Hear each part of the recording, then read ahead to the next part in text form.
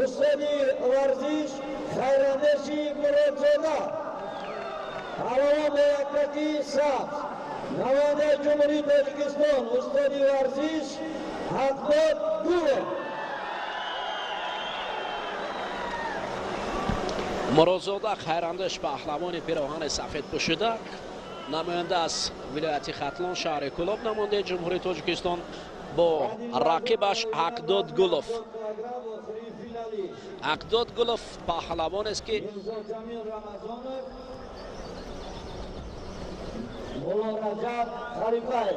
مشق ورزی میکنه تحت رهبری استاد عابدوف.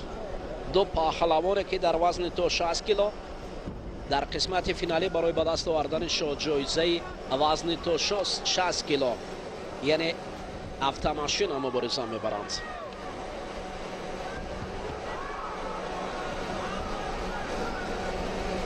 خیراندش پیراهن سفید به بر کرده است و حقداد باشد با یک تگ سبز گوشتین میگیرد.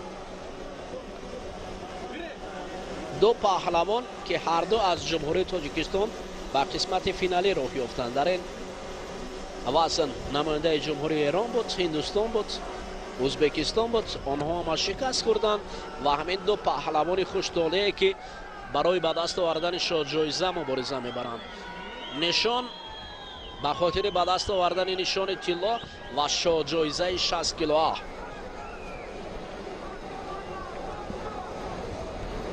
حالا گوشتین اکنون ادامه دارد با حرکت های پای در پای از جانب خیراندش مرادزاده هجوم میکند.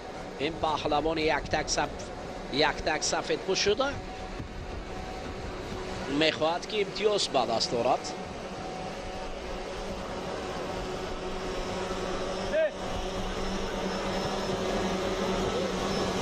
حرکت دارد. گوشتین گیرد داور درجه بین المللی از جمهوری ازبکستان سیراجدین هر لحظه خطاب برای گوشتین گرفتن این پهلوانان میکند. سیراجدین چوریف. حقداد حالا نشست ولی کارش آمد نکرد، زمین نشسته و خیراندش مرادزاده باشد راستا به خاطر به دست آوردن امتیاز است. تنبیه اول برای حقداد گولov رفر مرکز نشان داده است.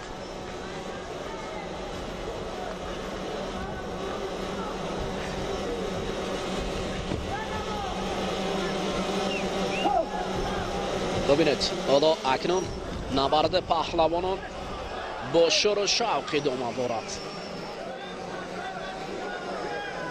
حقداد گولov از جای خود جهیده خود را آزاد نشان میدهد و نبرد را ادامه میدهد.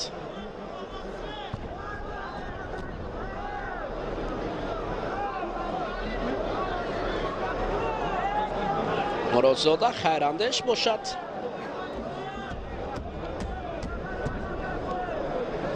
اکنون برمیگردد به نبرد و حقداد.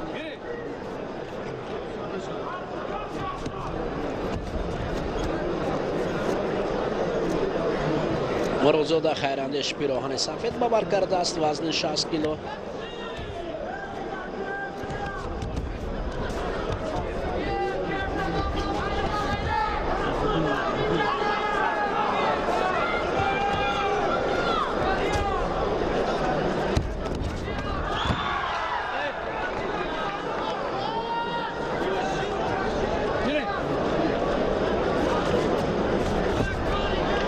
این بار نوبتی است.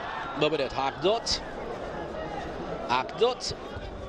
چی بالا قید کردیم که پهلوانان اصلا هر دو پهلوانی می باشد که در ولایت ختلان مس از میان مردم برآمدن. اینها پهلوانان مردمی می باشند که از میان مردم برآمدند و علاقه مردم آنها را در اینجا خوب می شناسد.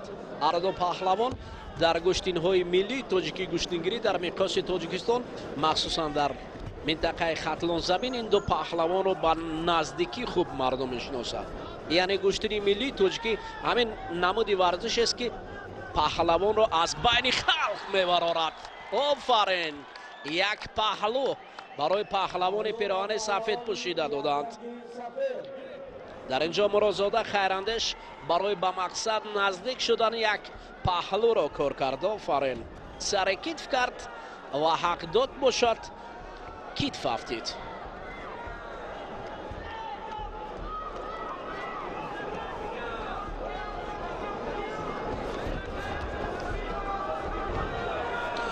اکنون مرادزاده خیراندیش پهلوان شهر کولوب، نماینده جمهوری تاجیکستان در وزن تا 60 کیلو.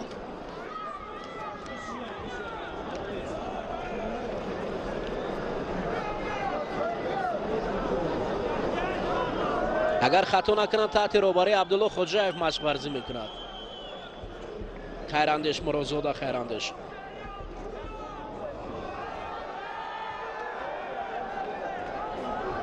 عبدالله سعید خوجاєв مرادزاده خیراندیش را تربیه کرده است. این پهلوان پیراهن سفید پوشیده را بر مقابل حق داد گلوف، حق داد گلوف باشد تحت روبری هم صدرالدین عابدوف مشق ورزی کرده است.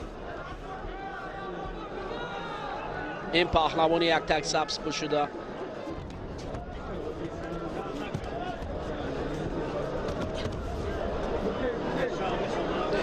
وقت کمی دیگر مانده است به قلعه مقصد رسیدن. خیراندیش، مرادزاده کمی دیگر باقی مانده است. حدود کمتر از 15 ثانیه دیگر نبرد کند شاید در اینجا دومین پهلوان خوشطاله این پهلوان یک تک سفید شود. انیکترش مرادزاده خیراندیش، پهلوان شهر کولوب، جمهوری تاجیکستان، در وزن تا 60 کیلو اطراف چرخ میزند. تمام وقت به انجام رسد و خیراندیش، مرادزاده پهلوان یک تک سفید پوشیده عبدالله سعید خوجاєв اکنون استقبال از پیروزی شاگرد میکند. فکر میکنم در وزن 60 کیلوگرم غالیبی این مسابقات نماینده فدراسیون ملی گوسفندگیری مملکت خیراندیش مرادزاده